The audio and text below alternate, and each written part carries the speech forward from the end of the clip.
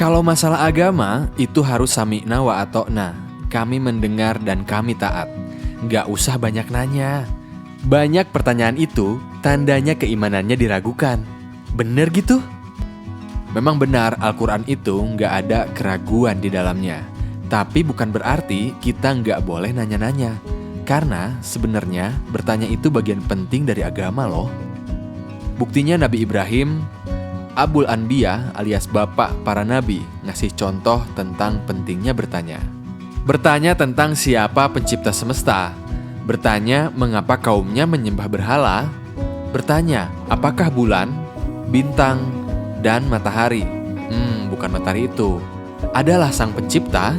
Dan juga bertanya bagaimana Allah menghidupkan makhluk yang sudah mati. Sejak kecil, Nabi Ibrahim banyak tanya. Tapi karena itulah akhirnya ia sampai pada puncak keimanan sesungguhnya. Rasulullah bersabda, ilmu laksana lemari yang tertutup rapat, dan kunci pembukanya adalah pertanyaan. Karena itu bertanyalah kalian, karena sesungguhnya dalam tanya jawab diturunkan 4 pahala, yakni untuk yang bertanya, yang menjawab, yang mendengar, dan yang mencintai mereka.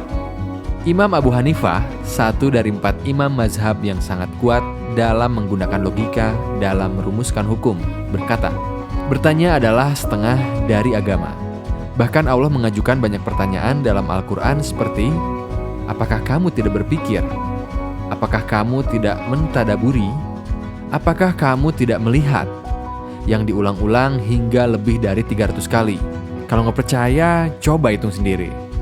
Kalau kita sadar, pertanyaan-pertanyaan itulah yang mengantarkan Ibnu Sina menemukan rahasia pengobatan, membantu Ibnu Firnas untuk menemukan konsep pertama dalam ilmu penerbangan, dan membantu Ibnu Haytham mengungkap rahasia ilmu optik yang menjadi cikal bakal lahirnya penemuan kamera. Tentang pentingnya bertanya ini, Albert Einstein mengatakan kalau dia dikasih waktu 1 jam buat mecahin masalah, maka 55 menit dia akan habiskan untuk membuat pertanyaan yang relevan. Dengan bantuan pertanyaan-pertanyaan itu, dia cuma perlu waktu 5 menit untuk memecahkan masalahnya. Kecerdasan seseorang itu bisa kita lihat bukan dari jawabannya, tapi dari kualitas pertanyaannya. Orang-orang biasanya hanya membicarakan peristiwa dengan pertanyaan apa, siapa, kapan, atau di mana. Tetapi orang-orang besar akan bicara tentang gagasan dan solusi. Mereka bertanya dengan pertanyaan mengapa, bagaimana.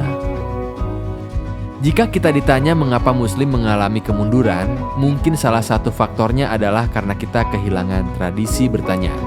Di kelas, kadang siswa malu bertanya karena takut dipermalukan. Dalam ujian, anak-anak selalu ditugaskan mencari jawaban. Sangat jarang ditantang untuk membuat pertanyaan. Apakah kamu punya sebuah pertanyaan yang kamu ragu untuk disampaikan? Tulis dong di kolom komentar.